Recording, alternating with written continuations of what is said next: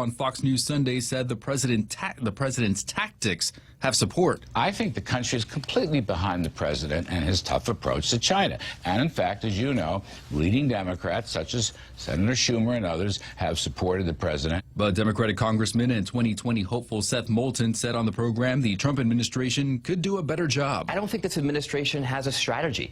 They don't have any sense of urgency, and they clearly don't know what this means to American families. It could take a couple of months for the new tariffs to go into effect. Secretary of State Mike Pompeo has changed his travel plans. A State Department official says Pompeo is substituting a planned stop in Moscow for one in Brussels to discuss Iran with European officials. Pompeo will still go to Russia, where he will meet with Russian President Vladimir Putin in Sochi Tuesday. The House will wait to vote on whether Attorney General William Barr will be held in contempt of Congress after Barr failed to comply with demands to turn over the full unredacted Mueller report. Democrats have decided to hold off on a Judiciary Committee resolution holding Attorney General Barr in contempt. The Chairman Nadler, says he's holding off on this vote in order to give administration officials more time to comply with subpoenas that have already been issued relating to the president's business dealings and his political activity. Fox's Jillian Turner in Washington. Congresswoman Rashida Tlaib is facing backlash for her recent comments on the Holocaust. The Michigan Democrat said on a Yahoo News podcast that thinking about the Holocaust gave her kind of a calming feeling, in part because of its aftermath, during which her ancestors, the Palestinians, helped create a safe haven for Jews. House Republicans are calling on Speaker Nancy Pelosi to take action. This is Fox News. If you've ever struggled for breath, you know what a scary experience it is. Whether you have asthma, emphysema, COPD, lung cancer, or another respiratory illness, the right medical treatment makes all the difference. GRMC's Pulmonology Clinic has the latest technology and respiratory equipment, staffed by world-class pulmonologists. Make an appointment today with GRMC's Pulmonology Clinic and start breathing easier. GRMC, where patients are partners. Let's go for a drive. Let's take a stroll. Let's gallivant. Let's go cruising. We all have different ways to describe how we get up and go in our cars. But whatever you may call it, you can do more of it when you save 6% off your fuel purchases at any Shell station when you use your eligible Bank of Guam Visa and MasterCard credit cards. So stop by any Guam or CNMI Shell station and start saving today. Visit bankofguam.com for more information. Terms and conditions apply. Bank of Guam, the People's Bank. Member FDIC. It could be a very busy summer along the other U.S. border. Those who live and work along the northern border of the U.S., as well as 14 members of Congress from 7 northern border states, are voicing their concerns. They're worried that during the busy summer tourist season, the transfer of hundreds of agents to the southern border with Mexico could cause big backups for those trying to get into the U.S. from Canada. U.S. Customs and Border Protection is shifting more than 700 agents to help out the already overtaxed and overwhelmed crossings in the Southland. Officials up north say that in addition to hampering cross-border travel, these north-to-south transfers will also affect commerce. Carol McHugh, Fox News. A 1-year-old was accidentally shot while playing with his 3-year-old sibling. Police near Charlotte, North Carolina, say the children found a handgun in their parents' nightstand.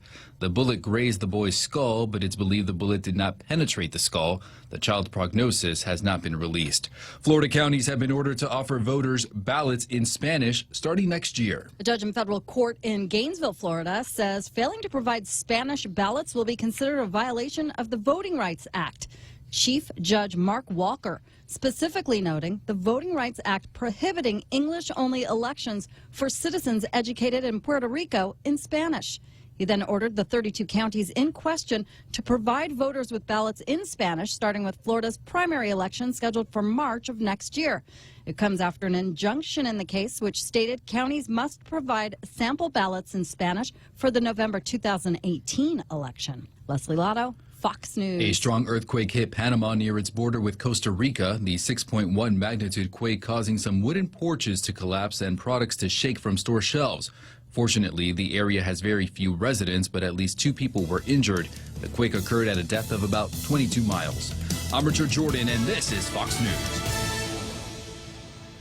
It's important to have claims process that works for you. At Guahan Insurance Services, we make things simple and convenient. Same door you walk in to purchase your insurance is the same door you open to file your claim.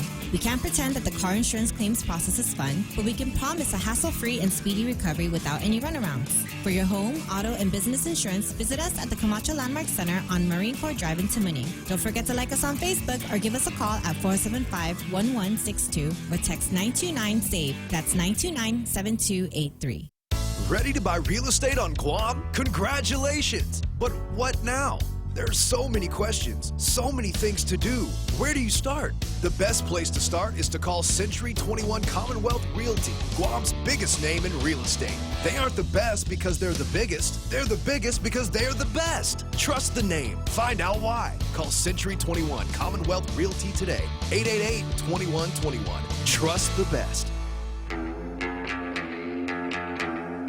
Welcome to Tall Tales with Bob Klitzkie, the only show on talk radio where common sense is a lot more common. Phone lines are now open at 888-TALK. That's 888-8255. And now, The Point proudly brings you Tall Tales with Senator Bob Klitzkie. A well-regulated militia being necessary to the security of a free state, the right of the people to keep and bear arms shall not be infringed. And I'm going to keep talking about that every single day that there's a Tall Tales. It's that important to us, and we're just not going to let it go. So I had a nice little vignette about Tall Tales and Cracker Barrel. Unfortunately, I left it home, or the dog ate it or something like that.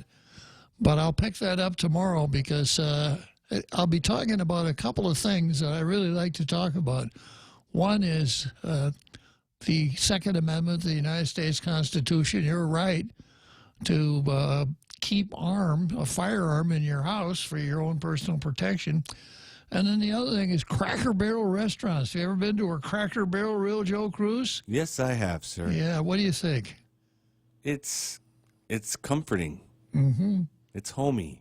Very homey. Very historic. Yeah.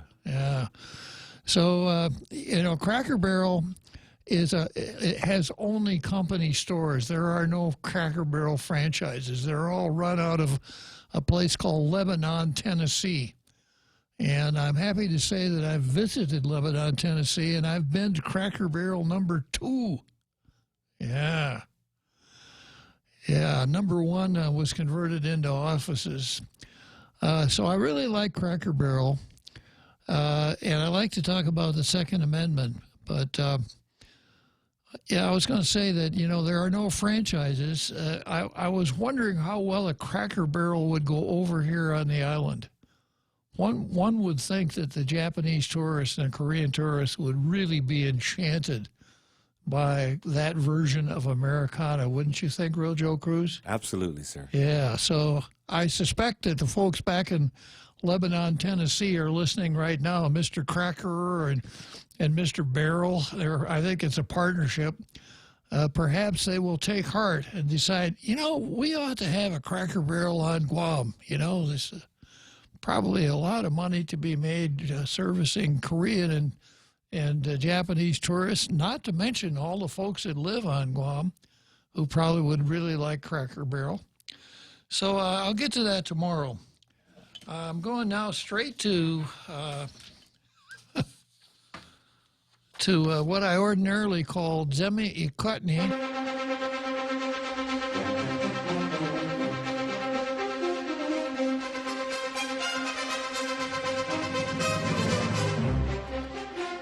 Which is our version of Meet the Press here.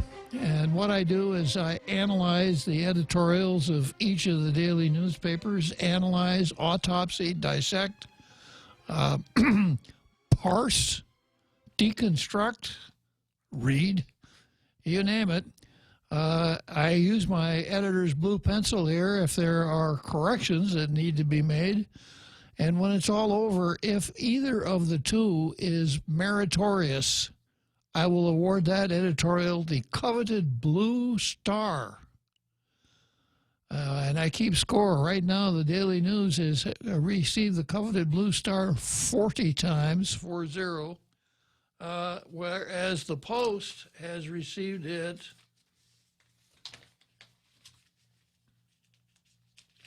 Look at the score sheet here.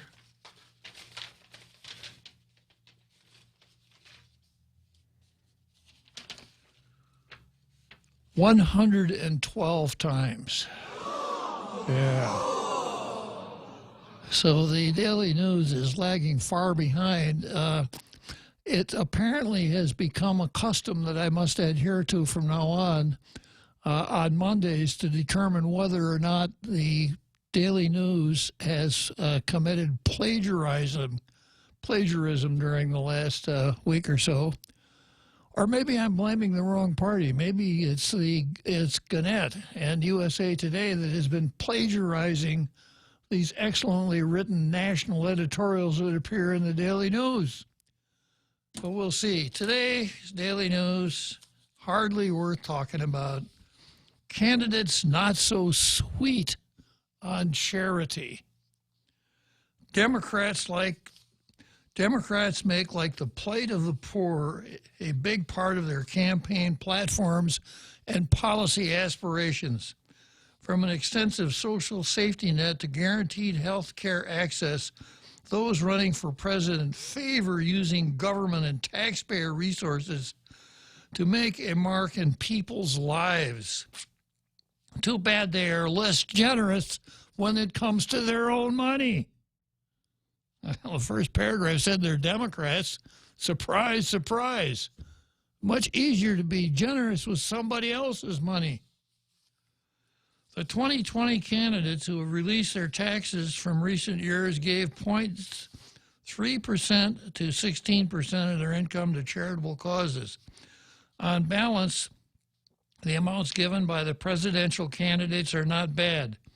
But nor are they good, especially for a crowd that spends a lot of time on soapboxes talking about the less advantaged. It's not hard to imagine the criticism that these people are very generous, but only with other people's money. Well, this is Daily News, quote unquote, talking about Democrats, but of course it's not the Daily News. And then there's a list here of Beto O'Rourke and Mayor Pete Buttigieg of South Bend, Indiana, Cory Booker, Elizabeth Warren, also known as Pocahontas of Massachusetts. Pocahontas donated big wampum last year. Pocahontas donated $50,125, as were $128. Of course, she makes big wampum too. She and her husband made $905,752. And then closing out here, the article here, according to the Chronicle of Philanthropy, only 24% of Americans reported charitable gifts on their 2015 tax returns. Well, of course, that's because an awful lot of people take the standard deduction instead of itemizing their deduction. You know, it could very well be that the real Joe Cruz donates a huge amount of his rather generous salary to charity. I do. He does. He has owned up to it.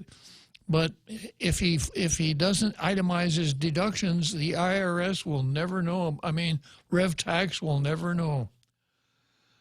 The universe of tax filers includes students and individuals who make a lot less money than the candidates do. If the Democrats who would be president want to have their social agendas taken more seriously, they'll do well to be more charitable. Well, it's going to take more than that for me to take their social agendas seriously. So this is, and of course, the key word here in this whole Daily News editorial appears at the end of the editorial where it says USA Today. So it's not a homegrown editorial. It comes from USA Today. But it's a classic case of Nixon going to China, or the old saw about when a dog bites a man, it's not nose, but when a man bites a dog, it is. Well, here is Gannett, a very liberal paper, laying it on Democrats.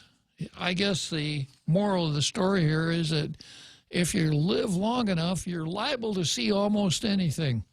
And that's how I would characterize this.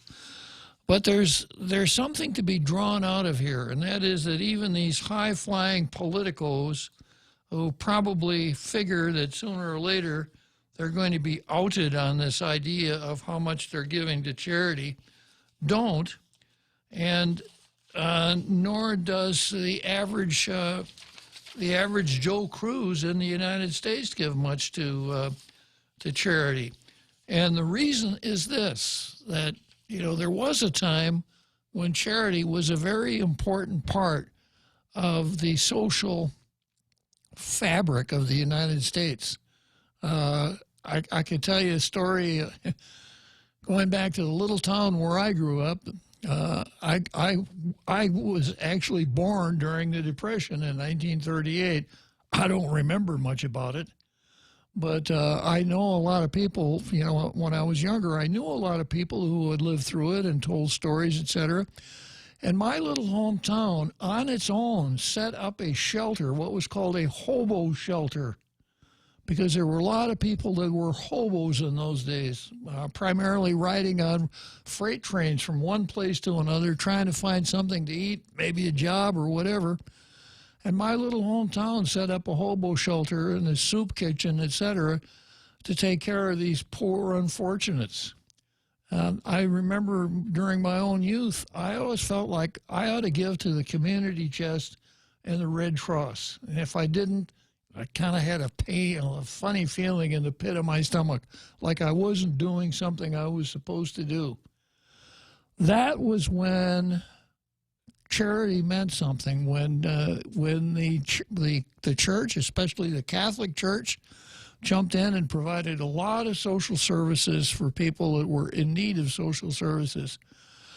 But starting with LBJ, we got rid of all that stuff. Why give to charity? Hell, let's let the government do it. That's why I'm paying taxes. Why should I give to charity? These people with their welfare and food stamps and Section 8 housing all paid for the government. Why, I don't see why I have to give anything. And that's exactly what's happened to charity. That an awful lot of people, I don't think anyone's ever polled this, but I suspect if you polled it, if you ask people, why don't you give more to charity, the answer would be, why should I? The government does that. And a lot of people would say, that's the government's job. That's where we are right now, where there's so much more, it's so much healthier for a community to have charities and to provide for the less fortunate through its own voluntary charity than to get the government in this business. And I'm a firm believer that the worst thing that happened to unfortunates in our country was LBJ's Great Society. It encourages people not to get married. It encourages women to have lots of children, to not have a husband. The emphasis is for too many folks trying to figure out how you can maximize living off the government without having a job. And obviously, and we have now gotten into the a situation where we are talking about these rights. We started out with the first 10 amendments as the Bill of Rights. And primarily the liberals, the Democrats, have turned the Bill of Rights into a Bill of Wants. And the idea is to say, well, it's just not fair unless the government does this, that, and the other thing for me. Okay, well, I'm going to get off my soapbox here and see what Francis has got to tell me this afternoon. Good afternoon, Francis. Good afternoon there, Judge. I was wondering if you can learn me a little bit about the 16th Amendment. The 16th Amendment. Okay, I have this. I have my trusty copy of the Constitution right in front of me, and this is what the 16th Amendment to the Constitution says, Francis. The Congress shall have the power to lay and collect taxes on incomes from whatever source derived, without apportionment among the several states and without regard to any census or enumeration. Now, how may I enlighten you, Francis? Well, maybe I'm on the wrong amendment, but I was really looking at trying to get some education from you on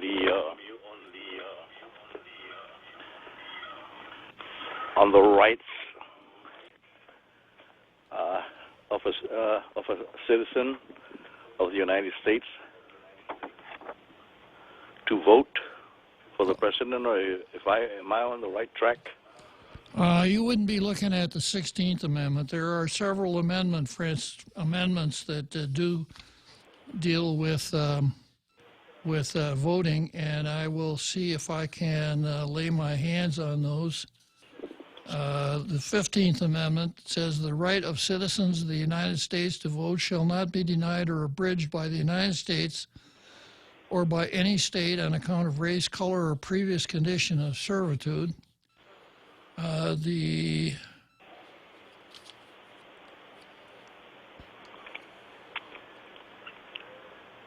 19th Amendment, the right of citizens of the United States to vote shall not be denied or abridged by the United States or any state on account of sex. I think it's the 23rd.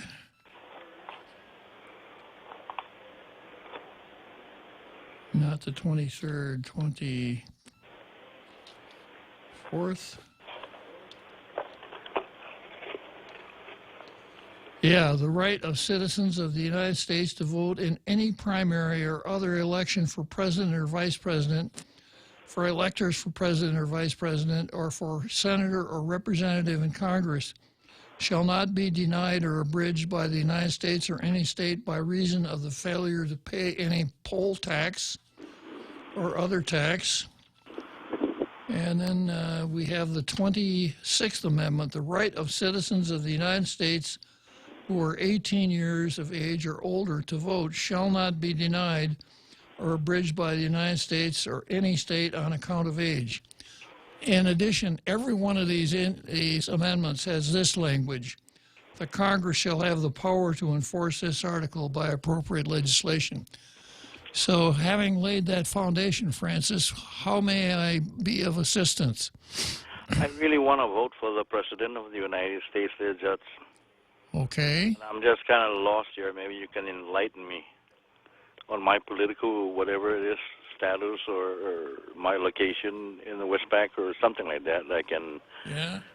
Okay. Well, I've done it before, but I don't mind doing it again. I'll be listening, Judge. As a matter of fact, I'll just hang up and no, just stay on the line, Francis. I may want to interrelate with you. Just stay on the line if you don't mind.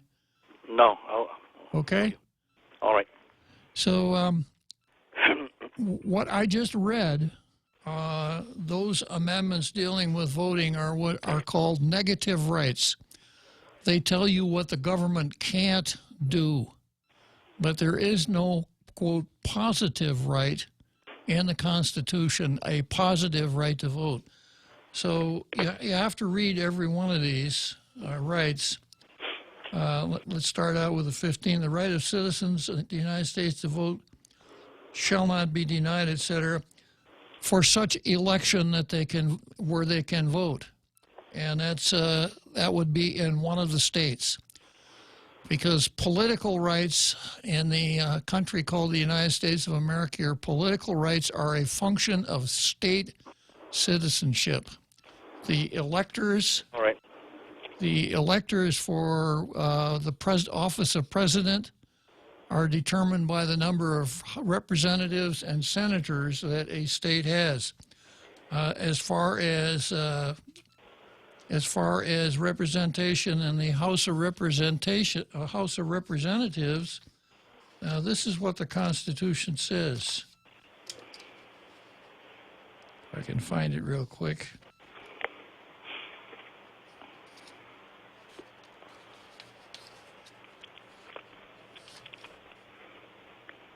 All legislative powers herein shall be granted to a Congress of the United States. That's Section 1. Section 2, the House of Representatives shall be composed of members chosen every second year by the people of the several states. Doesn't even say citizen. It says by the people of the several states, and the electors in each state shall have the qualifications requisite for the electors of the most numerous branch of the state legislature. So the Constitution primarily speaks to persons, to people, except for those negative rights that I read in the Bill of Rights, and then it says, then it refers to citizen. But your political rights, Francis, are a function of state citizenship. Your civil rights, on the other hand, are primarily a function of national citizenship. So I know where you're going with this. No. I think my relocation and maybe reestablishing my residency would make me eligible to vote for U.S. presidency, vice, and all that. But I'm not going to go any further than that. I was kind of lost. I wanted you to enlighten me on how we can possibly find a way to, or inclusion in the Constitution. I'm not a lawyer or any. Yeah, well, the way to do that would be for Guam to become a state, because every state has at least one representative in Congress and 2 senators, and every state has at least 3 electors for voting for president, but not a state.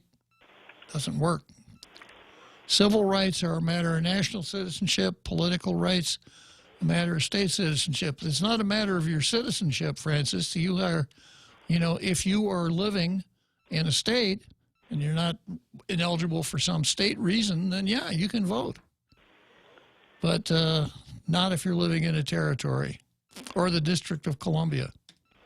Even with our present status, unless it became a state, or do you suppose being a state is not the only option here, or is there another option? Well, if somehow you could muster up enough strength to amend the Constitution to say that a territory had the right people in a territory, or the territory had an elector or 2, yeah, but that's a big order. It's really hard to amend the Constitution. Other than that, no. Might work if maybe the governors on all the U.S. territory and the people that we elect to make laws, decide our laws, how to interpret our laws. If they all got together and formed a union or some kind of constitution for the U.S. territories, would that work? Well, then it wouldn't be the United States of America, would it?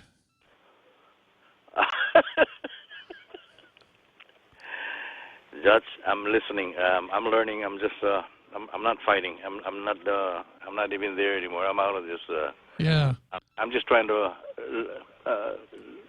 educate myself and just be at peace with, be satisfied and with what I have. And I do love the U.S. economy. Okay, Francis. I'm really glad you called. It's always a pleasure to talk to you. Thank you for taking my call and answering some of my questions. That's certainly, Francis. Okay, so we got another caller holding here. It's Barry. Okay, I think Barry has been doing some posting on Facebook. Barry says you want the 28th Amendment. And here's a suggestion for the 28th Amendment. The 12th and 14th, let's see. The right of citizens, the United States, including those residing in the territories, to vote shall not be denied or infringed, abridged by the United States or any territory. Section 2, each territory shall appoint in a manner as the legislature may direct a number of electors equal to the whole number of senators or representatives to which a state of equal population may be entitled. All right. Well, you've been doing your homework, haven't you, Barry? Darn right.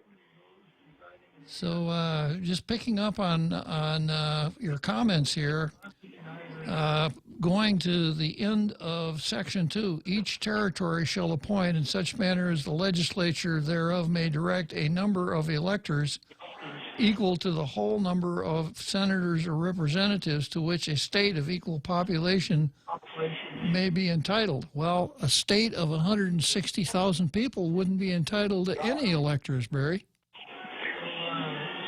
Are you on the phone? I'm on the phone. Let's try the state of South Dakota. Okay. Let's try the state of North Dakota. All right. And each state, you're broken up, you have districts.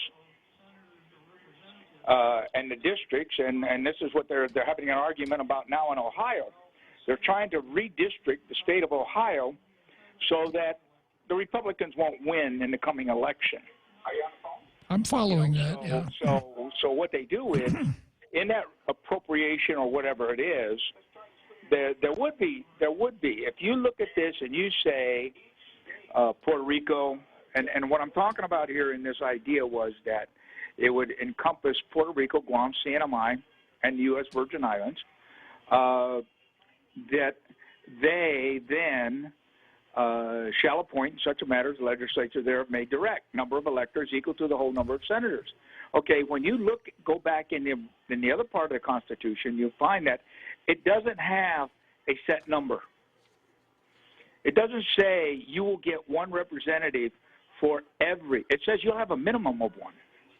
Correct. You will get a minimum of one representative. You will get a minimum of 2 senators, regardless of the population. It goes in line with why the Electoral College was created, so that New York State won't elect the president. And it's that simple. Because you look at the last election, and 4 counties in New York City carried 2 million votes, which is the difference between the popular vote between Clinton and Trump. Sure. So we're saying, okay, the 4 big counties of New York, in New York City, they're going to decide who the president is going to be. And that's what will happen if you get rid of the Electoral College. So here with this idea, and the reason I wrote this, and I gave this to Berdallo, I think I've given it to San Nicolas, I've given it to every person in the Guam legislature, the governors, and everybody else, because quite honestly, I'm sick and tired of it. We don't get to vote for president. Read the Constitution. It is reserved for the several states, but there is a process. If the good congressman can prepare and put this on the floor, get a bill, get the bill passed, get 2/3 of all the states to agree, this amendment will fly. It's not a matter of taking this to the UN. Guam is a territory, unincorporated as it is, of the United States. And you want to fix it, then take it to where the Organic Act comes from. But before they do that, get a constitution. Points I've made myself, Barry, are 100% correct. It's hard to pay a whole lot of attention to some of the moaning that goes on here when we haven't adopted our own Constitution nor enacted our own tax laws, although we've had the ability to do that for a long, long time. Well, we've had the ability to do that since I worked with Joe Bradley at the Department of Commerce back in the late 80s. Correct. It came out, and the only requirement that the feds put on it was that the tax raised by Guam would not be less than what was being raised at that time through using the copy. Revenue neutral was the phrase they used, yeah. So I'm right on and then we see Senator San Nicolas or... Hey, Barry, I'm right on the edge of a break here, so if you want to hang on, we'll come back to you right after the break, okay? Sure, fine. Okay. Matter of fact, I'll just hang up, I'll call back. All right. Sure, thanks. 2-for-1 dinner time is back at Ruby Tuesday Guam. That's 2 fresh garden bars, 2 tasty entrees, and a sweet dessert to share for just $25.99. 2-for-1 dinner time for a limited time at Ruby Tuesday Guam. Experience the Take Care difference. Take Care members can count on accessing a high-quality, credentialed network of on-island providers, including the convenient one-stop FHP Health Center and Urgent Care, access to an extensive off-island network of providers, and the island's largest offering of free fitness classes and health education programs. You can count on Take Care to deliver comprehensive, accredited insurance coverage and quality health care when and where you need it. Take Care. Our island, your health plan. Learn more at takecareasia.com. We now return to Tall Tales with Bob Klitzkie, soaring over the confusion with his superpowers of truth. Call 888-TALK. That's 888-8255. Okay, so we're back, Barry. Again, going to what you posted here, really, you don't need Section 1. The 15th Amendment already covers folks in Guam, Puerto Rico, etc. But Section 2, this is as a matter of drafting where I would get stuck. Each territory shall appoint a number of electors equal to the whole number of senators and representatives to which a state of equal population may be entitled. Well, that would work quite well for Puerto Rico, because Puerto Rico would have 2 senators, 4 representatives. But it wouldn't work for Guam, because at 160,000, there's no state. I think the smallest of the states is Wyoming, that's somewhere around 570,000. So we wouldn't get a representative under that rubric. Now, I understand what you're driving at. It's just that language doesn't do it. Something along the lines of each territory shall have no less than 1 representative, but even then, it's not the same as a state with two senators, 1 representative, 3 electoral votes. So if you want to call back, we can kick this around a little bit more. It's a subject I'm very, very interested in, and of course Francis touched it off. And there is, whenever this comes up, there's always a platform for great amounts of demagoguery. You know, we don't get our constitutional rights here. We're second-class citizens. And, of course, that's just not true. There's nothing wrong with the citizenship of United States citizens who live on the island. We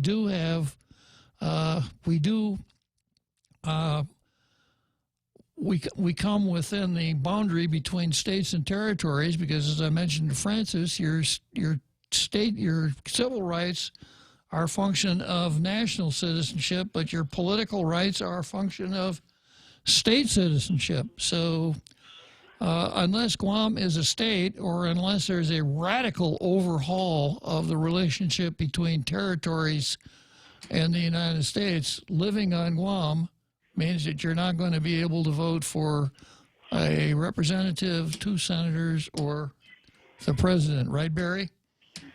That's it. Yeah, that's what it is. So if you go back and you look, though, in the, let me see where I'm at, the 12th Amendment is where it says electors shall meet their respective states, voted by ballot, president, blah, blah, blah, blah, blah. When you look at that, there's no number. It doesn't make a difference if there's 180,000 people, if there's 280,000 people, 1 million people. It doesn't make a difference as to how many people live in that state, because it speaks to states. It speaks to, and only as states. The Founding Fathers were, to me, intelligent enough to understand that, as I said with the Electoral College, they were smart enough to understand that there's going to be some places that are going to have a heck of a lot more people than other places. And as such, when they do that, then that's where they're at. They don't have. What am I trying to say here? That if you base it on population, then what you end up having is New York, California, Florida dictate to the entire country everything that's done. Sort of like what my good old buddy Matt Rector tried to do when he couldn't win and get a vote at the GFT.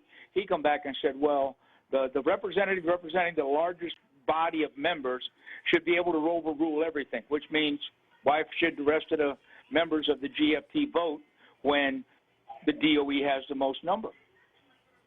And what I did was, when I did this, if you look at the 28th Amendment, you'll see where I kind of like just took the 28th. Am I looking at the right one? What I did was I just took the way it was written. Oh, I'm sorry, 24th Amendment. I put the wrong one in there. 24th. The right of citizens to vote in any primary election, for senator, shall not be denied or abridged. Doesn't say anything about the number of people in the state. Yeah. Well, here's where, if you were to look at Section 2 of Article 1, this is where you get the minimum number of representatives. It says each state shall have at least one representative. The thrust of that part of Article 1 is you do it on the basis of the decennial census, and each state shall have at least one representative. And that's okay. Let me go back up to Article 1. I'm looking still in the map. Okay. That's okay. Where that comes from. So Article 1, Section. Article 1, Section 2, Paragraph 3. About in the middle of the paragraph. Direct taxes shall be appropriated 3 years after the first meeting. Each state shall. Okay, this was 1776, the original 13, and I'm sure that they probably. It says the number of representatives shall not exceed 1 for every 30,000. Therefore, Guam has 5. Yeah, but that's, of course, been changed. Where was it changed? That I think got changed in the, let's see.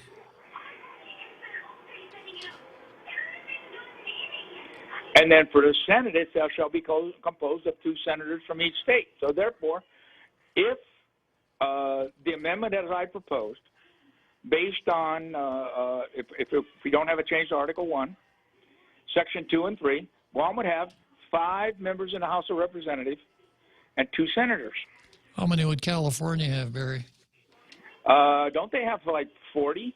Yeah, but if it was 1 for every 30,000. But see, they have like, Jesus, 24, and they do have a couple of Republicans. And they do have a couple of Republicans, and they're pretty outspoken. But so when you look at that, and like I said, finding the amendment without taking up a whole bunch of time, et cetera, looking it up, take it on its face value.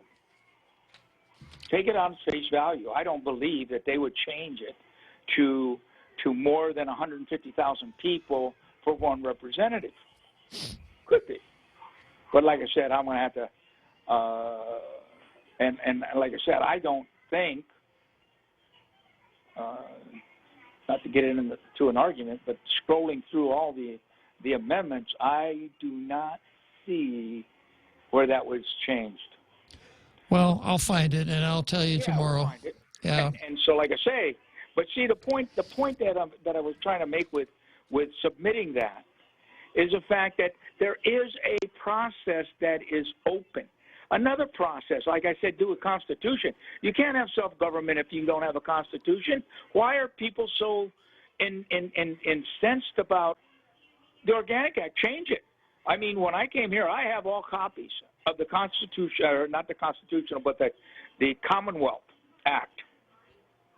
And when the desire to become a Commonwealth, well, CNMI did it, but Guam quit.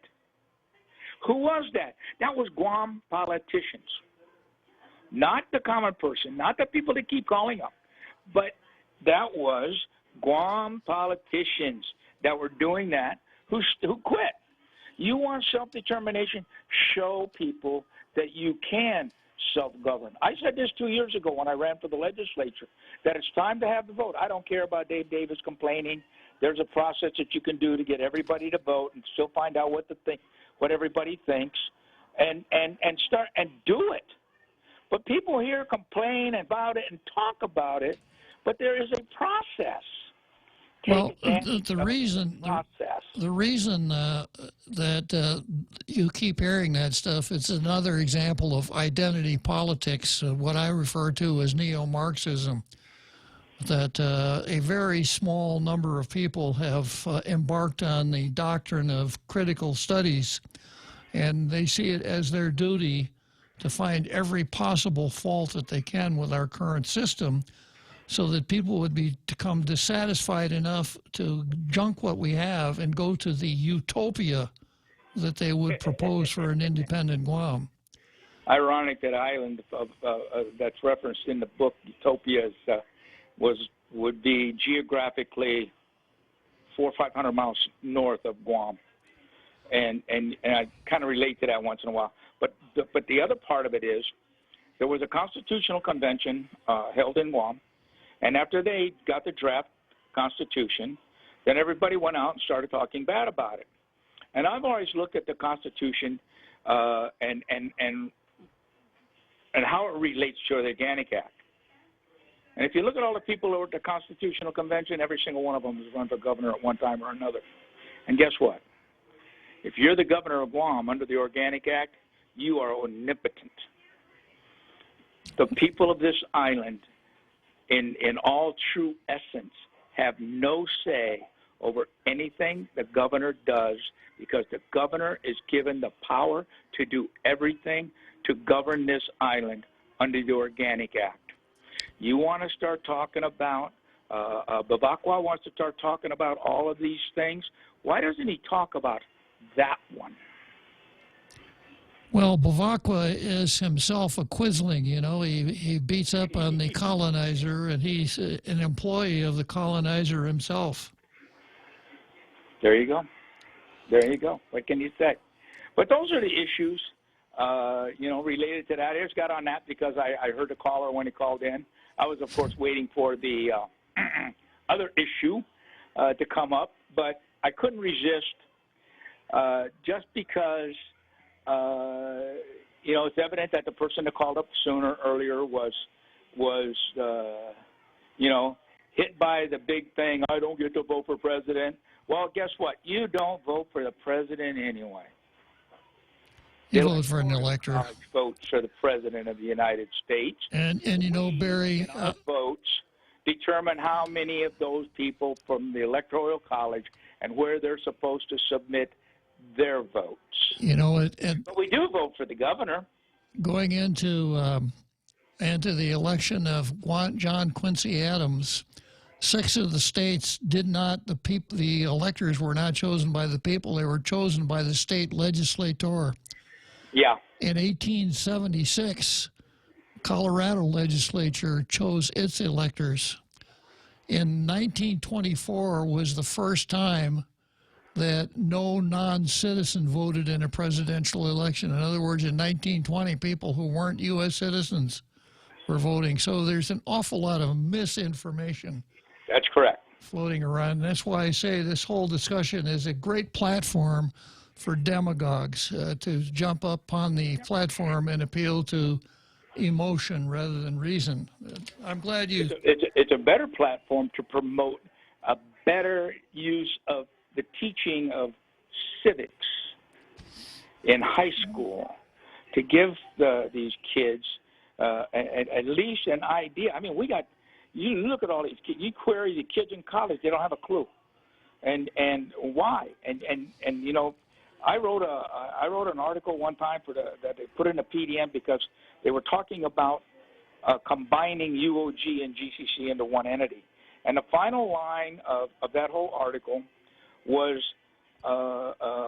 an uneducated population is easy to lead and easy to mislead. And I go and look at our education system here, and I'm going, yep, proof in pudding. Okay, Barry. Well, I'm right up against another break. I thank you for raising that issue. It's something we need to talk about a lot here on Tall Tales. So you done good, Barry. Thank you. Well, thank you. Thanks a lot, Bob. And you know what? Why don't we do that other issue? Because I have more stuff that you're not going to believe on that other issue, and maybe do it tomorrow or Wednesday. Sounds good, Barry. Good idea. Okay, thanks, Bob. Right. Bye.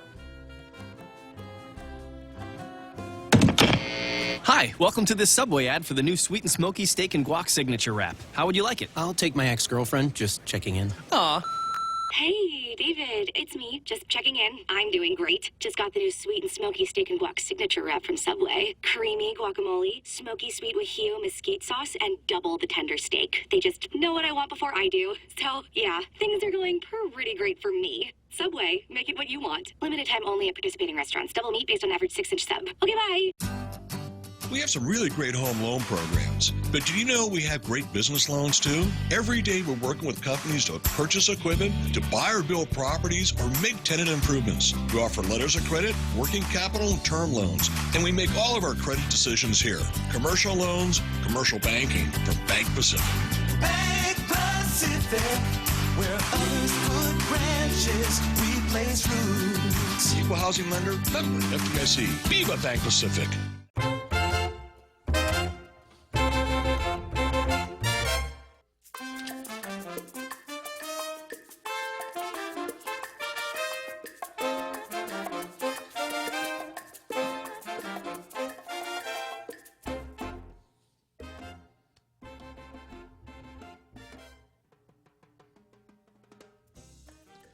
Okay, here we go. Back to Demi Cotney. I'm going to finish up here with the Daily News. Obviously, the Daily News once again ran a USA Today editorial. I kind of liked it, though, because it gave me the opportunity to talk about something that I think needs to be talked about, which is charity, and the government's basically competing with charity to the point where charity is kind of a dead letter anymore. Still staying with the editorial page of the Daily News, they've done it again. I've got an editorial that ran in the USA Today, and this is what it says. American troops sexually assaulted one another an estimated 20,500 times last year, a rate of nearly 400 cases per week. And the Daily News says a study by the Pentagon reveals that cases of sexual assault in the military ranks has increased 38% from 2016 to 2018. Same thing that the other editorial says. Down a little farther, Acting Defense Secretary Patrick Shanahan called the overall trend a, quote, scourge, and demanded military leaders better police climate challenges within their units. And the Daily News, Acting Defense Secretary Patrick Shanahan called the overall trend a scourge and demanded military leaders better police climate changes within their units. So this is the Daily News, what appeared on the editorial page for Saturday. There's no attribution, so you would think that this was written by Daily News writers when obviously it was plagiarized from USA Today. Or maybe I got it wrong. Maybe it ran in the Daily News and the folks back at USA Today plagiarized the Daily News, one way or the other. And then we've got something else here, and that is on the same editorial page, there's an extremely well-written letter to the editor. And what he does is he comments on an earlier column by Michael Bavacqua. Is our present political status, quote, not a viable option, as the headline to Michael Bavacqua's April 5 column states? Or is it by far the most viable, tested, and proven option compared with statehood, free association, or independence? That's the question he poses. Then he defines what viable means, capable of growing or developing, and goes on to say that the proof that our present status is viable, it's all around us. It's enabled us to build a fully functioning society that served millions of residents and visitors over 70 years. And he goes on and talks about stable currency, passports, tax system, etc., saying, in short, it's provided a firm economic and government foundation that's enabled us to build a remarkable state of prosperity and stability compared to other small islands. And then he says he's done his own little informal survey, and he said that he's only found 3 Chamorros that are in favor of independence. He said over 90% have no problem with the current status. Then he talks in terms of the United Nations, which of course is, for some folks, you'd think that the United Nations has the ability to actually accomplish anything other than provide a nice travel destination for Guam bureaucrats. Then this letter to the editor goes on and beats up one of the prime members of the Committee on 24, China, because the way it's handled its Tibetans in Tibet and its Uyghurs in eastern Turkestan. Kind of like, you're kind of hypocritical there, China, if you're talking about self-determination, given the way you've treated Tibetans and Uyghurs yourself. And then he goes on to say he calls out some really high-powered authority in this letter. And I guess he must listen to Rush Limbaugh, because he knows that I gotta go into this because this is about me. He says, as are statehood and free association viable options? On his Tall Tale talk show, former Senator Bob Klitzkie has repeatedly said they aren't. I guess that's the last word, huh? Statehood isn't impossible, but it's close. Our small population alone presents an almost impassable barrier. 6 of the lowest population states, with populations from 577,000 to over 1 million, have 1 representative each. How would state officials react to a new state with a fraction of the population, yet equal representation? And then he goes on to say the fact that Puerto Rico, much closer to the mainland and with over 3 million residents, is still unable to become a state, puts our challenge in perspective. Klitzkie calls free association a will-o'-the-wisp, an enticing mirage.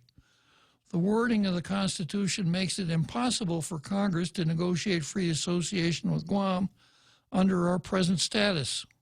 We'd first need to become independent. Can anyone guarantee what happened after that? No. Klitzkie's common sense solution is that we vote on our only 2 real options, present status or independence. If present status wins, we should commit to work hard of building on and improving the foundation that served us well for decades, using the resources our relationship with the most powerful, prosperous nation on earth gives us. The results will be far better than chasing near impossibilities, statehood, enticing mirages, free association, or utopian visions, independence. So I'm going to come back to this right after the big halftime show we always have.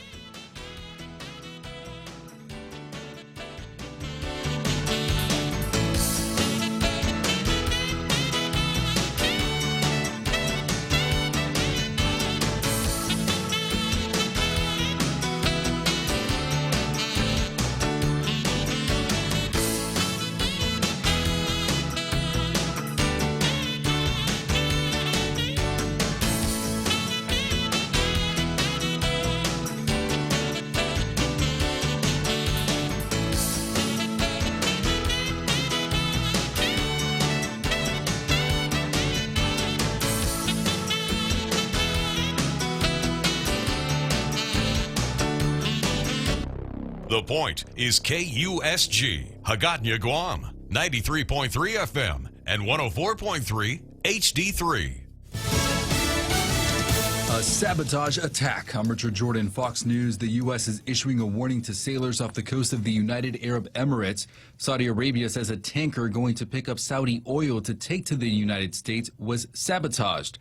A second vessel also sustained significant damage. The incident comes after Israeli intelligence services identified a specific and credible threat by Iran against U.S. forces last week. As tensions rise between the United States and Iran, the U.S. is sending a second warship to the region, along with a Patriot missile defense system. Fox's Trey Yingst. The Trump administration is blaming China after trade negotiators failed to strike a deal. Several Democrats and Republicans are urging the White House to hold its ground in these negotiations to try to correct what they say is decades of unfair Chinese behavior. This trade fight, tariffs and retaliation from China means higher prices for consumers and lost business for American farmers. The White House says the administration is considering assistance to farmers.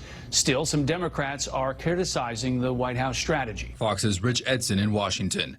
Secretary of State Mike Pompeo is set to meet with Russian President Vladimir Putin this week. A State Department official says Pompeo is no longer going to Moscow as originally planned, but he'll still meet with Putin in Sochi Tuesday. The two will discuss a wide range of issues, including election meddling, arms control, Venezuela, and North Korea. Pompeo is traveling to Brussels before going to Russia to meet with European leaders about Iran. Police in Savannah, Georgia are mourning an officer who was shot and killed by a robbery suspect. 50-year-old Sergeant Kelvin Ansari died at a hospital Saturday night. Savannah Police Chief Roy Minter. We lost a great man. We lost a man who spent a substantial portion of his life protecting our country and protecting our community. Ansari spent 21 years in the Army before joining the police force in 2008. This is Fox News. Legends aren't born, they are made. And during our Jeep Celebration event at Cars Plus and Mighty, you'll receive up to $6,000 in accessories with the purchase of a new Jeep Wrangler, Motor Trend SUV of the Year. Customize your new Jeep to the way you want it. Or how about a new Jeep Grand Cherokee? Save up to $5,000. Or save up to $7,500 on a new Jeep Compass Sport. It's our Jeep Celebration event going on now at Cars Plus and Mighty. Cars Plus, driven by you. Accessory special cannot be combined with other offers. See dealer for details. If you're driving, chances are you'll need gas soon. And by the growl in your tummy, a trip to the grocery store too. But don't just buy gas and groceries without getting double miles. Instead, apply for the new United Credit Card from First Hawaiian Bank and start earning double miles towards your next trip. Gas, groceries, getaway. With the new United Credit Card, apply at FHB.com. First Hawaiian Bank, member FDIC. Equal housing lender. Additional terms, conditions, and restrictions apply. The Houston area experienced serious flooding after days of heavy rain. Another string of severe storms moving across southern Texas Saturday, although the region has already experienced more rainfall than it typically sees in early May. Heavy thunderstorms causing widespread flooding, torrential rain, and large hail. The latest in a string of heavy rainfall soaking the Houston area, causing dangerous travel conditions across much of the region. Fox's Madeline Rivera. A shooting near one of President Trump's resorts in Florida is reportedly the result of an argument at a car rental facility. The president was not at the Trump International Beach Resort Miami in Sunny Isles Beach at the time. The Miami Herald reports the shooting could be related to the Rolling Loud Hip Hop Festival this weekend. Avengers Endgame is still on top at the box office despite some new competition. The blockbuster superhero picture earned an estimated $63 million from theaters in North America, bringing its domestic total to $723.5 million. If you find this recording, don't feel bad about this. Part of the journey is the end. In second place, Pokemon Detective Pikachu, with a promising $58 million. It features the voice of Ryan Reynolds as Pikachu. So you're a talking Pikachu with no memories who's addicted to caffeine. I could stop whenever I want. These are just choices. Another round, extra shot. In third place, The Hustle with Anne Hathaway and Rebel Wilson, with over $13 million earned despite its reviews. Diane Keaton's cheerleading comedy, Palms, placing 6th behind The Intruder and Long Shot. Debbie Hanley, Fox News. The Toronto Raptors are going to the Eastern Conference Finals. Kawhi Leonard got the ball with seconds left in Game 7 of the Eastern Conference semifinals against the Philadelphia 76ers Sunday night. Leonard put up a fadeaway shot right before the game-ending buzzer. The ball bounced around the rim several times and went in. The Raptors won 92-90. I'm Richard Jordan, and this is Fox News. Ready to buy real estate on Guam? Congratulations! But what now? There's so many questions, so many things to do. Where do you start? The best place to start is to call Century 21 Commonwealth Realty, Guam's biggest name in real estate. They aren't the best because they're the biggest. They're the biggest because they're the best. Trust the name. Find out why. Call Century 21 Commonwealth Realty today. 888-2121. Trust the best. Hey, it's Mom. Somebody forgot to thaw the chicken, so meet us at Chili's for 2 for $25. Oh, and congratulate your sister for making the basketball team. She's thrilled. Love you. See you at Chili's. Enjoy 2 full meal combos for $25. An appetizer, 2 mouth-watering entrees like our crispy chicken breast, smoked barbecue quarter leg, or smoked jalapeno cheddar sausage. Served with corn on the cob and french fries. 2 bold combos for $25. A full-on meal deal available nightly for a limited time. Together, we Chili's.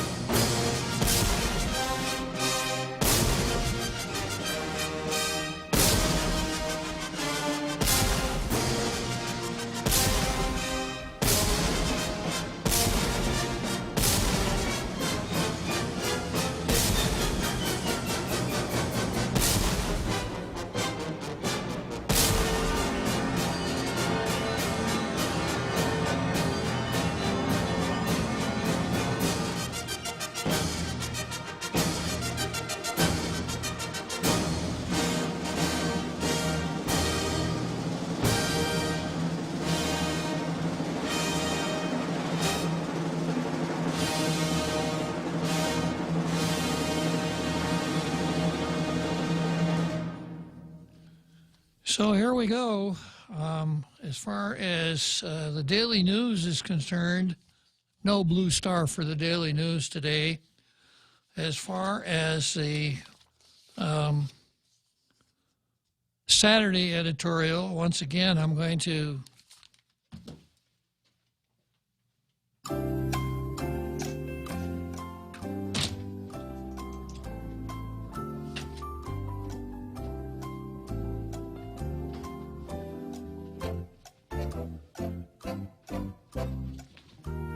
grab my red pen and give the Saturday editorial the appropriate grade, which would be the red P. And while I'm at it, here in the Daily News editorial, I will give the person who wrote the letter to the editor the coveted blue star. There it is. Now, if you've been following along, following the letter, following the logic of the letter, etc., it will come as no surprise to you when I tell you the name of the author of that letter. Because you'll be sitting there mumbling, that's kind of what I thought. The author of the letter was, for a little drum roll,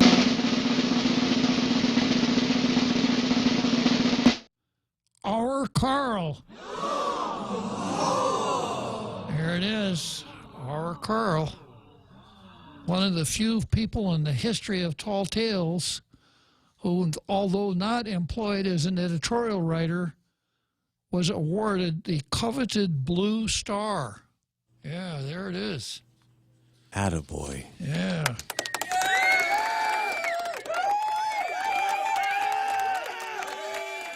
Good going, our Carl. Yeah, so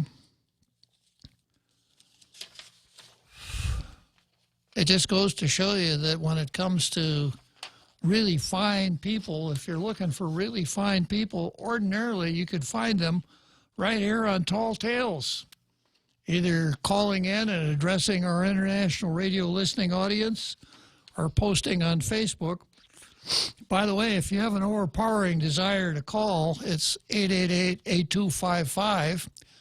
And you could also post on our Facebook page here if you so desire, and I will probably give you some recognition if you do that. And while you're on Facebook, it'd be a really good idea to go up to that little thumbs up icon that says like beside it, and just click on that.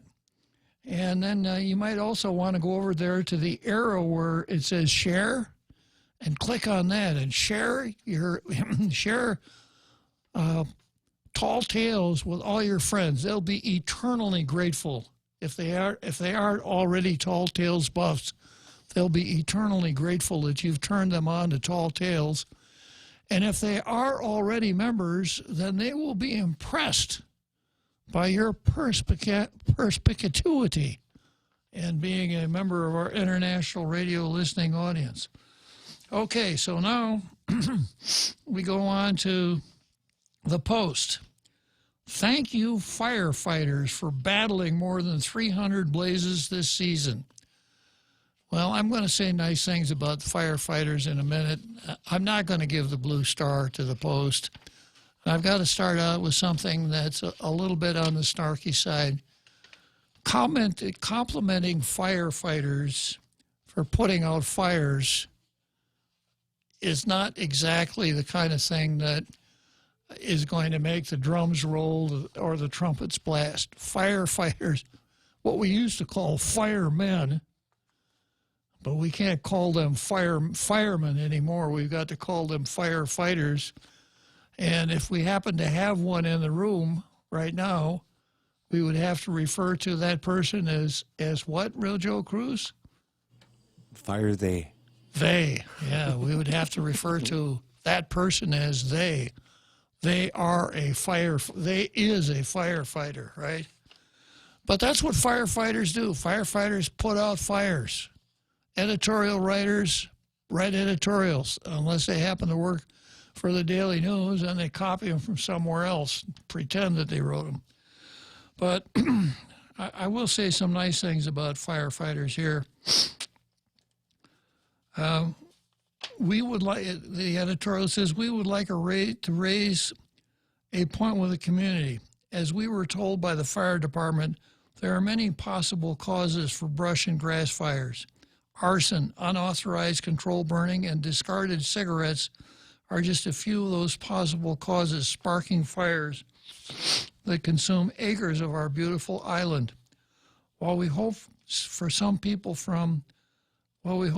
respite from the heat in the coming weeks, meteorologists say all indications point to about another month of very little rain, blazing sun, and slightly breezy conditions. GFT continues to remind the public that burning of any type during the dry season and windy conditions is prohibited. And then going back up to the part where I want to say nice things about the firefighters. As we watch firefighters' efforts to protect lives, homes, schools, and businesses, we appreciate their tenacity and dedication. They often navigate difficult terrain in the sun while wearing 30 to 50 plus pounds of gear, facing skin-curdling flames. But we don't always say thank you. Today, we take time out to tell our first responders, thank you for the job you do and for facing the dangers so that we don't have to. And I'll go along with that. In fact, Real Joe Cruz, let's take a minute here to give our fire, I'm going to do it. Let's give the firemen a big hand.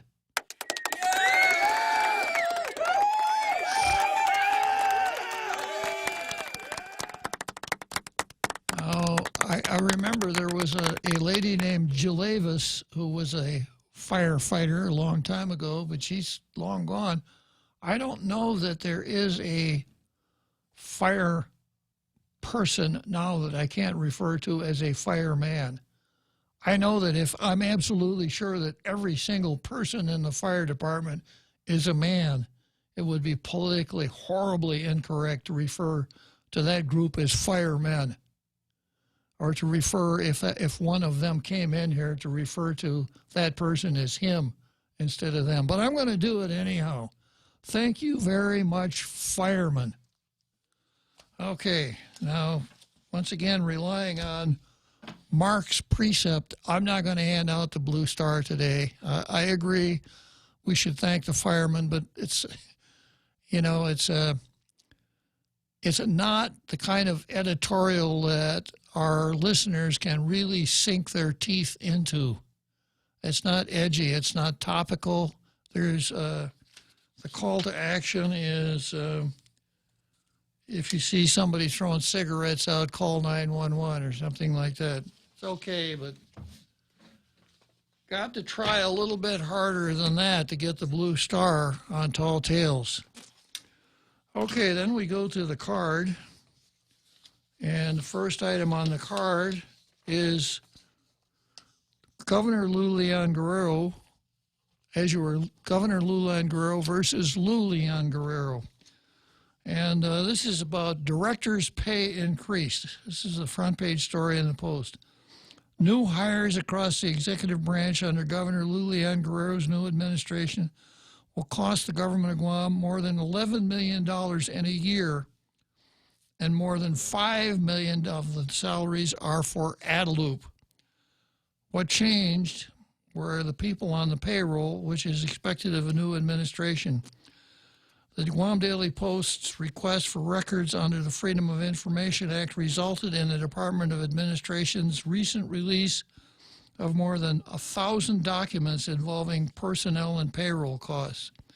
The documents show continued hiring of deputy directors and an increase in salary for most directors appointed to lead agencies. Among other numbers, 152 unclassified appointments, 51 limited term appointments, 24 acting appointments, the continued hiring of deputy directors, 283 received salary increments for classified employees. There were 34 promotions.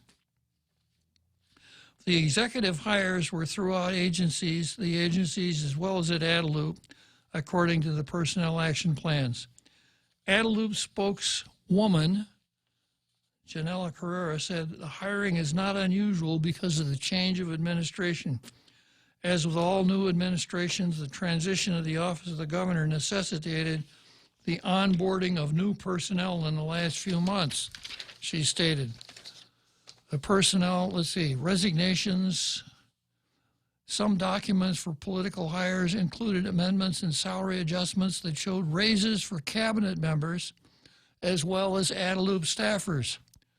At the Department of Youth Affairs, the deputy director's salary in one document shows $65,600, but that's increased when Crescinda Ogden is appointed as the acting director for the agency.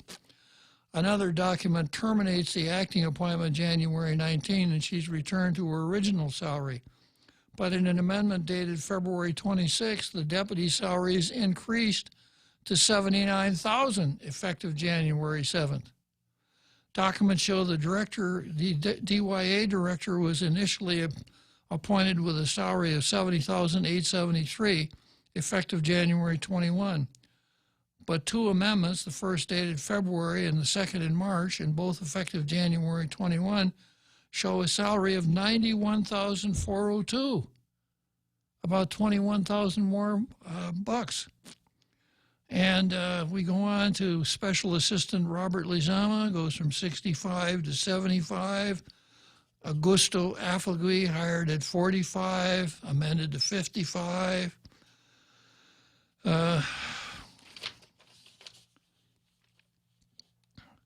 And we have DYA isn't the only area where annual salaries increase, some by as much as $20,000. The Guam Behavioral Health and Wellness Center, Department of Health and Public Health and Social Services also show increases in salaries for directors and deputy directors. Last year, senators had instituted a series of cost-cutting measures in the fiscal 2019 budget, including the elimination of deputy director positions, a hiring freeze and a freeze on salary increments for classified employees. Attorney General Elizabeth Barrett Anderson opined that elimination of deputy director positions and the hiring freeze were inorganic and unenforceable. She opined that the legislature was within its authority to restrict salary increments. Even if they were unenforceable, that didn't mean that the Leon Guerrero administration should go out and willy-nilly hire deputy directors. And she announced that she was going to do it even before Anderson came out with her opinion. So the thrust of this whole article here in the Post is how much more money the new administration is spending on these hires. And I can't help but being very cynical about this. We're talking about someone who was a businesswoman and was going to get government costs under control, right? He was going to make the government more efficient. And she goes in and she revived a couple of agencies that had been abolished. She approved a salary increase of about $100,000 for the Election Commission, the deputy directors, and all of these other things. She's more of an example, not of frugality, but more of an example of the old saying, I think it's Andrew Jackson who said, to the victor belong the spoils. And the spoils then are the salary increases for the loyalists who may or may not have been responsible for Governor Leon Guerrero's election. It's not good government.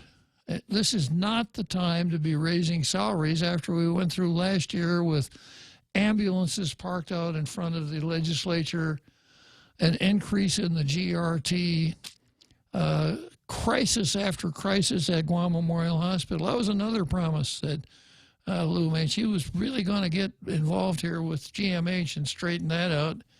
She appointed a nurse to be the administrator and apparently forgot about it, being too busy giving all these salary increases. It's not easy, you know, it takes up a fair amount of your time. So this item on the card is Leon Guerrero, Governor Leon Guerrero versus Leon Guerrero. In other words, the governor versus the person who we got to know as a candidate for governor. And there's a loose relationship between the two. And I don't think we need to do a DNA test to see if it's the same person, but it certainly doesn't look like it. Okay, from there we go to Vince Leon Guerrero versus the Sunshine Law of Guam, which has been on the card before as Joey Duenas versus Fred Astaire. It goes into this kerfuffle that the CCU ignited when they met in executive session last November 27th, gave out some big raises, gave a couple of employees bonuses, all in executive session, came out of executive session and spent 22 seconds saying, adopting a motion to pay the bonuses that they discussed in executive session. The Post covered this quite in some depth. Part of the Post coverage was that Kevin Kerrigan, an ace reporter for the Post, filed a Sunshine Law request with the CCU asking for the minutes from that meeting. And rather than provide Kevin the minutes, the secretary, the board secretary for the CCU wrote back and said, you can't have them. This wasn't one of the general managers. It wasn't a board resolution. It was the board secretary who wrote back and told Kevin, you can't have them. And as you'll see as we get farther into this, there's absolutely no reason for withholding the minutes of that illegal session when illegal pay raises were made. There's no colorable legal reason that anyone at the CCU would have the authority to deny that request. Anytime a government agency plays fast and loose with the Sunshine Law, and that's what we're talking about here, playing fast and loose with it. It's serious. It's bad. But when the when the CCU is so arrogant that it thinks that it can do the same thing to a reporter for one of our daily purposes, it's not only shocking, it's dangerous. If government officials should be open to providing documentation of government actions to anybody, it certainly ought to be the media, because they are the ones, the fourth estate. It's what's looking after us. It darn sure isn't the Consolidated Commission on Utilities. So the Daily News gave that story, as you were, the Post gave that story some play. The Attorney General of Guam came out and said, fellas, you can't do that. Those salary increases are void ab initio from the very beginning. So you would have thought that somebody, the adult supervision over there at CCU would have said, okay, we can't do it. We've got to recover that money back that we paid out illegally. And if somebody wants to see the minutes of what we did in our executive session, let's get that person or those people those minutes right away. How much of the money has been recovered so far? None. How many of the documents that were generated in that illegal executive session have been provided pursuant to law? None. Instead, the chairman of the CCU, Joey Duenas, has been doing what I call the Fred Astaire routine, tap dancing. Now, I know that some of our not-so-mature international listening audience probably are wondering, who in the heck is Fred Astaire? Now, I had the real Joe Cruz explain that back in the day, Fred Astaire was a very famous movie star, known for his ability as a tap dancer. And I've also alluded to meetings of the CCU as local editions of that TV program called Dancing with the Stars. But instead of dancing, and that's what Joey Duenas did, he came out and he said, well, yeah, I goofed. He said, we were discussing evaluations, and then we should have, when we finished that, we should have come out into open session and dealt with salaries. Well, so I suppose that the evaluations had nothing to do with setting salary. The evaluations probably had something to do with how nice John B. looks in a suit, or what a good swimmer Miguel Bordallo is. Nothing to do with with the fixing of their salaries. Well, if that's the case, then you guys should all quit. Because if the salaries aren't based on your evaluations, then you're not doing your job. I would expect that the evaluations, that if we could see those minutes, trying to look on this, giving you, the maximum amount of credit here, would we evaluate John Benavente based on the system-wide performance of our electrical system?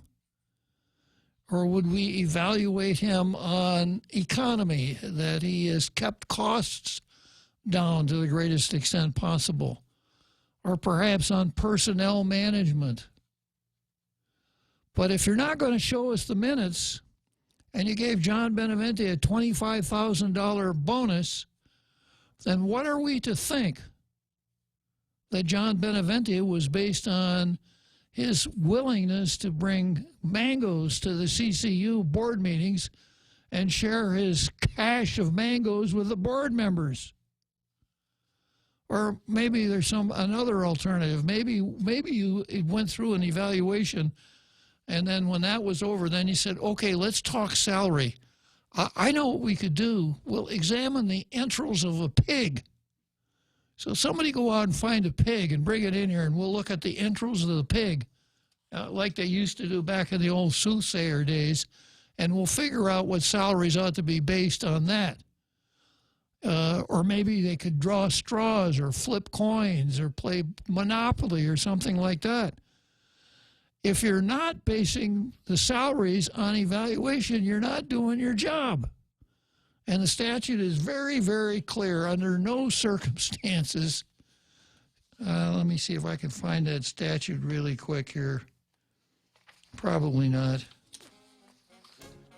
Yeah, I'll come back to it after the break, the 7th inning stretch. 2-for-1 dinner time is back at Ruby Tuesday Guam. That's 2 fresh garden bars, 2 tasty entrees, and a sweet dessert to share for just $25.99. 2-for-1 dinner time for a limited time at Ruby Tuesday Guam. In the last Extra Point, we talked about younger managers mentoring older workers and what they should do to get things off on the right foot. Now, let's flip the script. I'm Jerry Roberts, and at 7:20 a.m. on The Ray Gibson Show, we'll look at this issue from the other side and what older workers need to bring to the game. You can find daily transcripts of The Extra Point at guamtraining.com. Tune in every weekday morning at 7:20 for The Extra Point with Jerry Roberts. Brought to you by Guahan Insurance Services and First Hawaiian Bank on 93.3 The Point.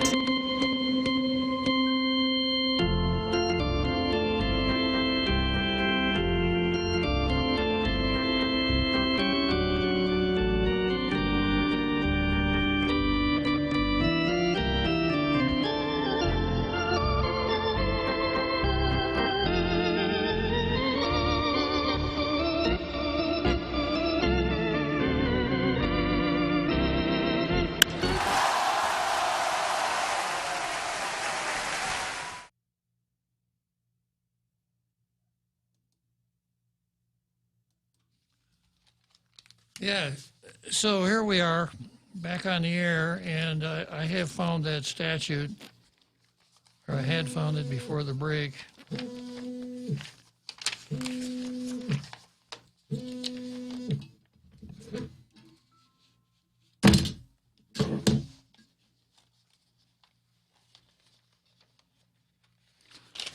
Yeah, the statute reads like this. Under no circumstances, however, shall a public agency hold an executive or closed meeting to discuss salaries, salary levels, or salary adjustments of any employee or officer. All such discussions or decisions must be held in a public meeting, and minutes shall be kept and open to the public. Pretty clear. Now, Joey Duenas has said, well, we've got to consult with counsel to find out. Okay, I made a mistake. We've got to consult with counsel to find out how we're going to get that money back. But, of course, they couldn't consult with their 2 regular counsels that had not advised them not to go into the illegal executive session because those guys would have a conflict of interest. So they brought in what they call conflicts counsel. And asked conflicts counsel. Conflicts counsel said, well, there's no statutory guidance here. But to me, the answer is really clear. And I've probably gotten into this on Tall Tales on more than one occasion. What you do is you have your payroll folks deduct, take the overpayments from the pay of those employees. And, of course, there will be some withholding that doesn't come out right. So with respect to income tax, just have those employees file a new W-4 and have no income tax deducted until the overpayment is zeroed out. Do the same thing with retirement, life insurance, etc. I don't know that you could do it with Medicare tax because that goes to the Internal Revenue Service. They may not go along with that, but that's a relatively small amount. So every payday, collect that money until it's back. And, you know, I've heard, well, you know, maybe it could be done in an installment or something like that, but I suppose that if the people who are affected are at that meeting, the tendency is going to be, well, we should be compassionate and we should be charitable, et cetera, and let them pay it back. We'll get it back a little bit at a time. But that would be concentrating on the employees, and that's what got the CCU in trouble in the first place, giving out raises, exorbitant raises, and unauthorized bonuses when they have no statutory authority to do it. So the emphasis in everything that the CCU does should be on the ratepayer. So if somebody owes the CCU $25,000, that would be John Benevente, then it's in the ratepayer's interest to recover that $25,000 as fast as you can.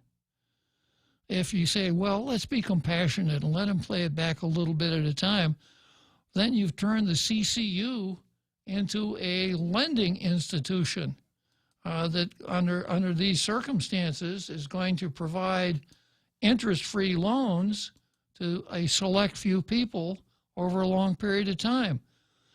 I suspect that when people owe the CCU money, they go out and collect it right away, and that's what ought to be done.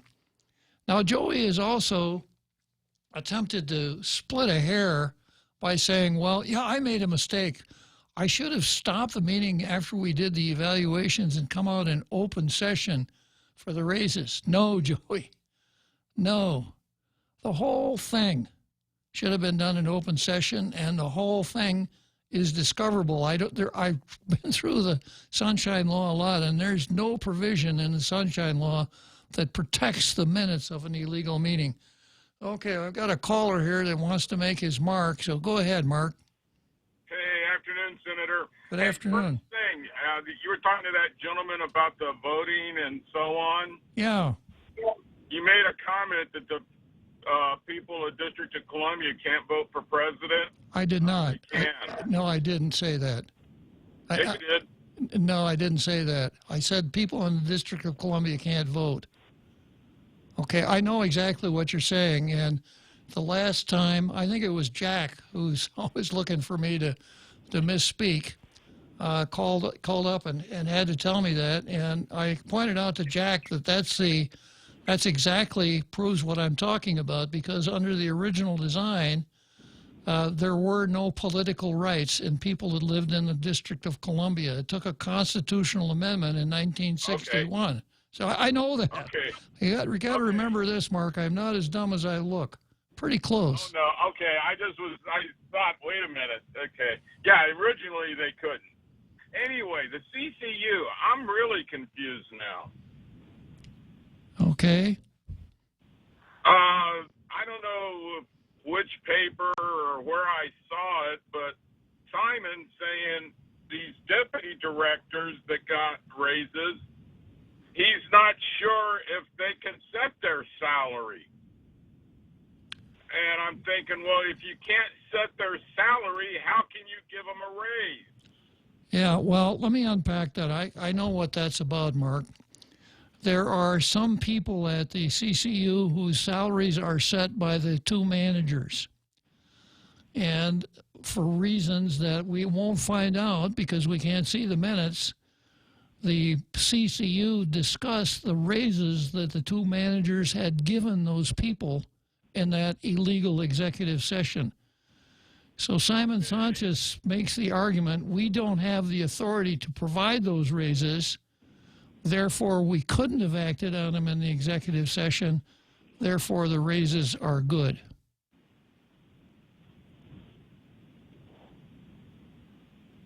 Does that make sense?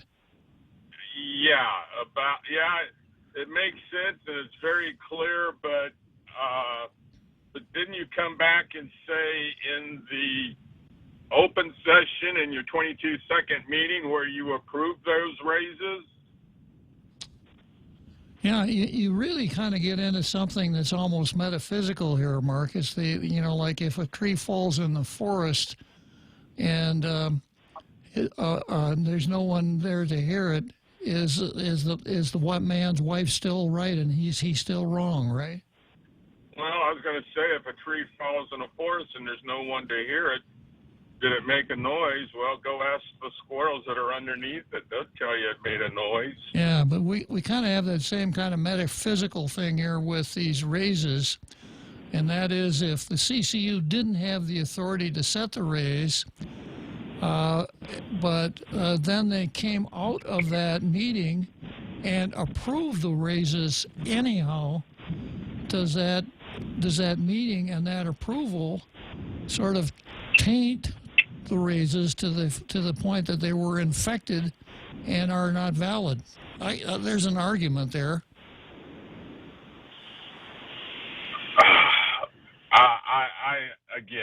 I'm just dumbfounded that back to just the original the original thought that these people that are on the CCU that approved what they did or went into this executive session are clueless that they couldn't do it. And it's my understanding during that meeting, wasn't there at least two of those people former senators? Yes, that's correct. And they had three of them. 4 of them. Okay, and they let 2, 3, 4, that none of them knew that what they were doing was wrong. And then didn't they also have 2 attorneys, the counsel for the waterworks and the counsel for GPA, both of them sitting there, and nobody was able to say, hey, what we're doing is, or what you're doing is illegal and cannot be done. I am dumbfounded about the stupidity that went on. Yeah, and when this first came up, my hope was that it was just that, because it happened in November, and we just found out about it a couple weeks ago because some sharp-eyed reporter dug it out from somewhere. Otherwise, we'd have never known. I am just speechless beyond belief that nobody in that meeting was able or could say or knew to say, hey, what we're doing here really should not be discussed in executive session. And to sit there and hide behind, well, we discussed their evaluation. Well, they are a public utility, public employee. I believe that those discussions need to be in the open. Absolutely. And I think that dance that Joey Duenas did on the evaluation versus salary dance is a pretty good indication of what the problem is. There's a mindset there that we can kind of make things up and kind of invent things as we go along to allow us to do what we really want to do, and we're not bound by these crazy things like the law. So, and that's why every time I talk about this, my advice to Joey Duenas is quit horsing around. Recover the money and hand out those minutes, and don't do it again, because the longer it goes, the worse it gets, Mark. Well, I kind of had a saying of mine, and I clearly see it here. If you can't dazzle them with brilliance, baffle them with you-know-what. Yeah. And I think we are getting baffled with BS. We're back to that senator from Hawaii again, are we? Yes. Senator Schatz. Yeah, you're absolutely right, Mark. Well, the other saying, the more things change, the more they stay the same. Yeah, well, I'm not that much of a fatalist. I think if we keep pounding away, that that things will change for the better. We can only hope. Yep. Hey, have a good evening, Senator. Thank you, Mark. It's always a pleasure to talk to you. Okay, well, that caller certainly made his mark. So, yeah, that's a lot of what I wanted to say about where we are. And I have the opinion that Conflicts Counsel handed out to the CCU when they met on Wednesday. And, of course, he concludes that the salary increases were wrong, that the Attorney General is right. And he goes on to say,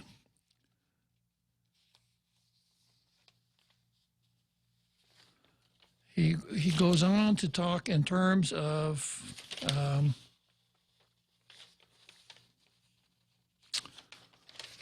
the minutes. And this is what he said. I'll read from the opinion. The GPA's, let's see, the CCU previously adopted GPA resolution, blah, blah, and GWA resolution, blah, blah. The CCU Executive Officer Evaluation Policy. Through the evaluation policy, the CCU solicits evaluations from each general manager for the performance of their respective chief financial officer and legal counsel. And as much as evaluations are personnel matters, the evaluations should not be open to the public. This is a myth. You know, and it's, if I were to go back to the, the opener for Tall Tales that I don't read much anymore, but it kind of sets out the rules of engagement for Tall Tales. We're looking for facts. And one of the things that doesn't substitute for a fact is the old, well, everybody knows. Everybody knows that personnel matters are not subject to the Sunshine Law. Not so. That's just not what the law says. And if Conflicts Counsel is not aware of Mr. Justice Felix Frankfurter's 3 rules of statutory interpretation, I will give him a clue. The first rule of statutory interpretation is this: read the statute. The second rule of Justice Felix Frankfurter's rule of statutory interpretation is this: read the statute. I think you know what the third rule is, Real Joe Cruz. Probably read the statute, sir. Yeah, read the statute. Don't guess what it says. Don't go along by what everybody knows. But if you were to look at the statute that deals with the open government law, I've got it here in front of me.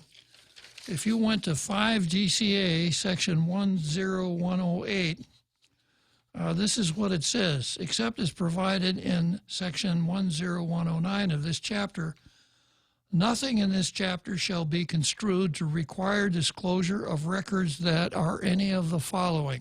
So here are records that don't need to be disclosed. C, personnel, medical, or similar files, the disclosure of which would constitute an unwarranted invasion of privacy. All information regarding salary and the name, worksite mailing address of each employee and public official shall be public record. So when Kevin Kerrigan for the Daily News sent in his FOIA, he asked for the minutes. He didn't ask for a personnel file. He asked for the minutes. And this is, here's a statutory definition of what the minute says. In 5 GCA 8113 says that minutes are to be kept of every meeting. And this is what it says: the minutes of every meeting of each public agency shall be promptly and fairly recorded, shall be open to the public, shall include but not be limited to a record of all motions, proposals, and resolutions offered, the results of any votes taken, and a record of the individual votes in the event of a roll call. That's what the minutes mean. Now, I'd like to know, for instance, who was in that meeting. Were the people that got the raises, were they in that executive session? And I'd like to know what the discussions were that led up to those raises. Kevin didn't ask for a personnel file. He asked for the minutes of a meeting.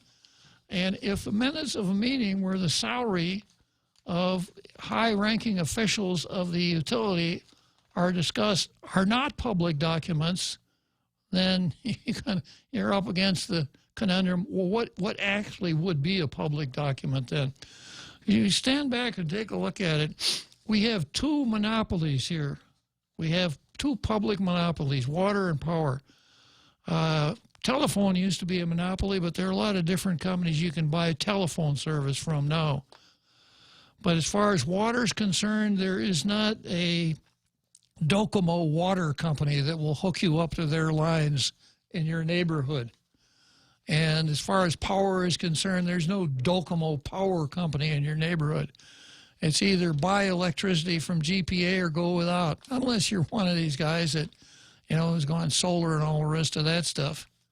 So we've got two monopolies, and the monopolies are under the control of 5 people that we have elected, 5 public officials. And we have, there's no reason whatsoever that we shouldn't be able to find out everything about why those monopolies do what they're doing, unless there's a statute that would prohibit it.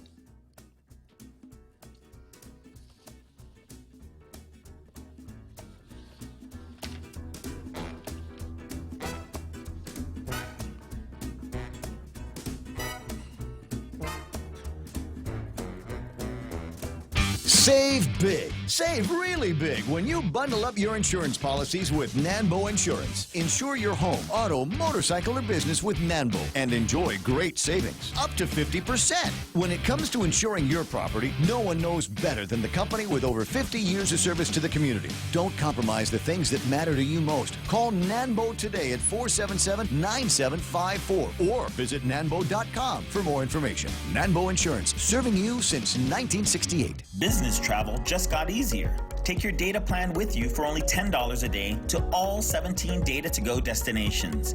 Never worry about additional data roaming charges when you go where your business needs you. The US, China, Thailand, and so much more. Have the assurance you need to check emails, surf the web, and stay connected. Call 688-2677 today to make sure your account is Data to Go ready. Docomo Pacific. Better together.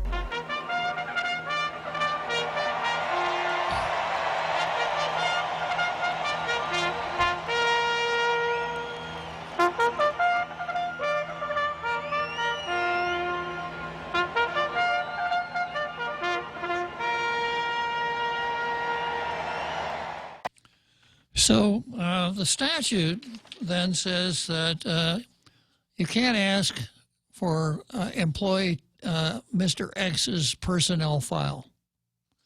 And it says that, let's see,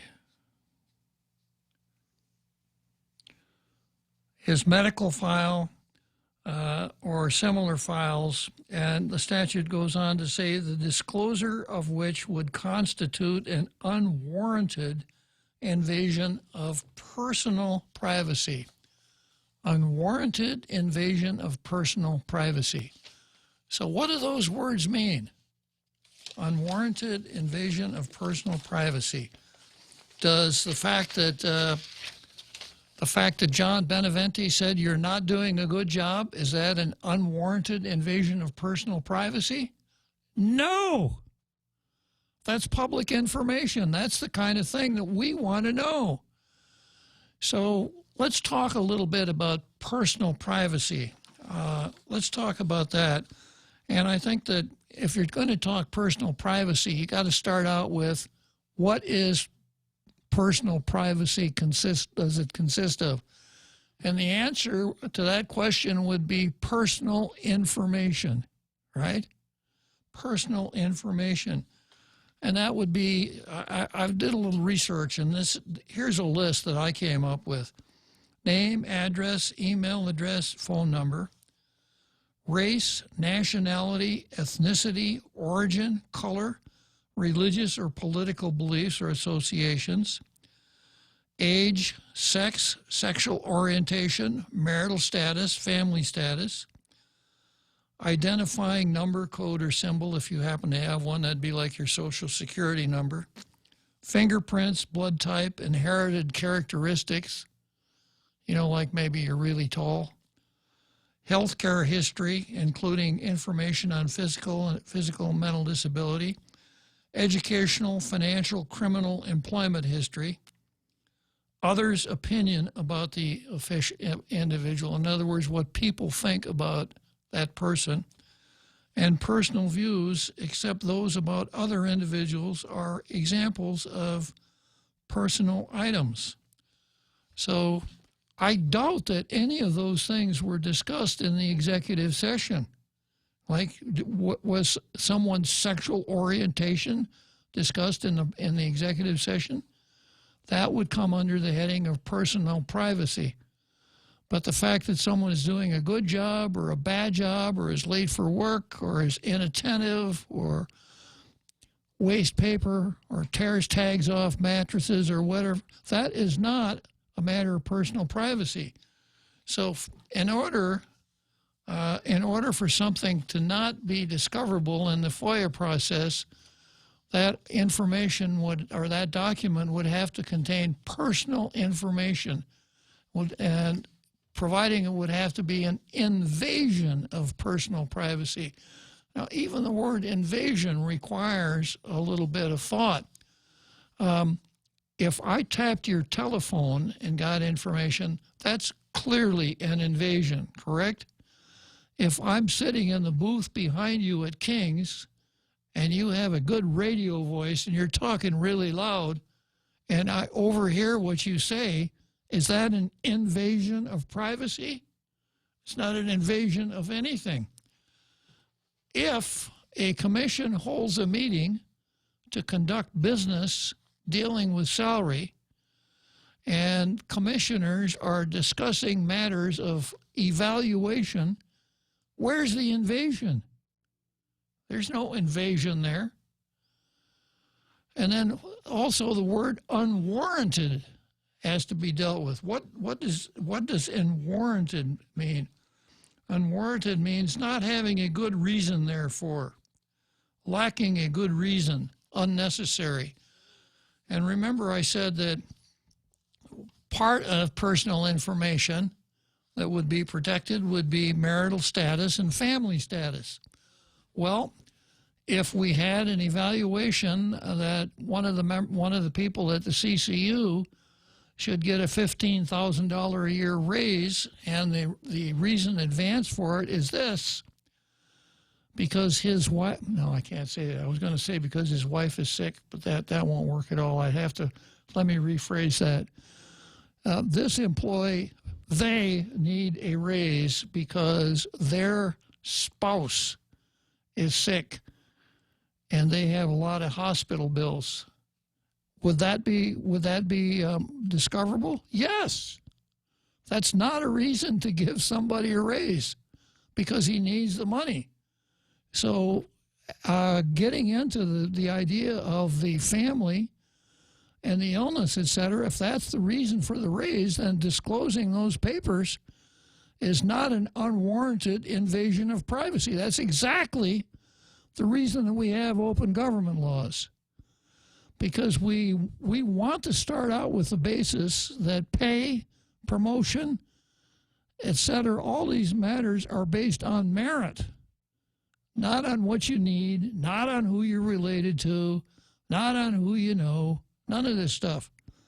So the statute says that that exemptions from that statute would have to come within that ambit.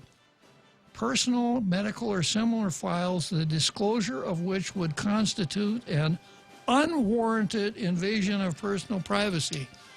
Also, the statute doesn't say anything about Dancing with the Stars, Joey Duenas, or Fred Astaire. Okay, long day. We'll see you tomorrow.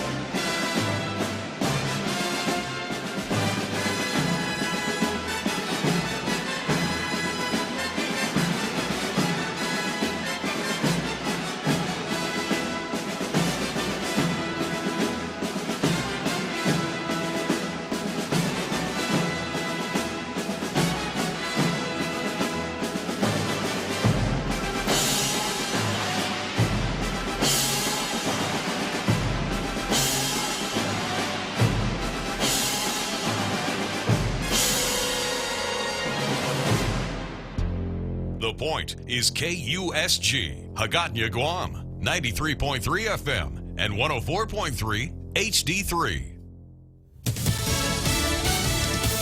The trade dispute continues. I'm Richard Jordan, Fox News. Chinese officials say the country will never surrender to foreign pressure.